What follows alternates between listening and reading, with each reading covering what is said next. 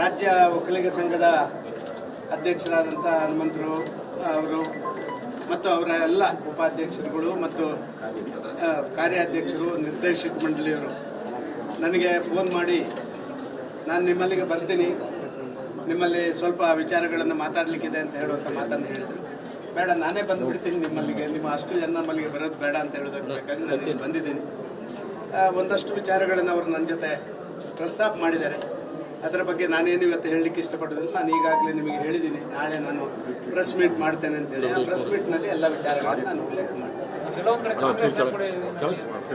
ನಾಳೆ press meet ಮಾಡ್ತೀನಿ ಅಂತ ಹೇಳಿದ ಮೇಲೆ ಅದರಲ್ಲೇ ಬರುತ್ತೆ. ಸರ್, ನಿನ್ನೆ ಹೇಳಿದ್ದೀನಿ ನಾನು. ನೋಡಿ, ನನಗೆ ಕಾಂಗ್ರೆಸ್ನವರು ಕೇಳಿದ್ದಾರೆ, BJPಯವರು ಕೇಳಿದ್ದಾರೆ. ಏನು ತೀರ್ಮಾನ ತಗೊಳ್ಬೇಕು ಅಂತ ಹೇಳುವಂಥದ್ದನ್ನು ನಾವು ಸಕಾಲಕ್ಕೆ ತಗೊಳ್ಳುವಂಥ ಸರ್, ಹೈಕಮಾಂಡ್ ನಾಯಕರು ಯಾರು ಸಂಪರ್ಕ ಮಾಡಿಲ್ವಾ ಸರ್? ನಾಳೆ ಏನು ಉಳಿಯೋದಿಲ್ಲ.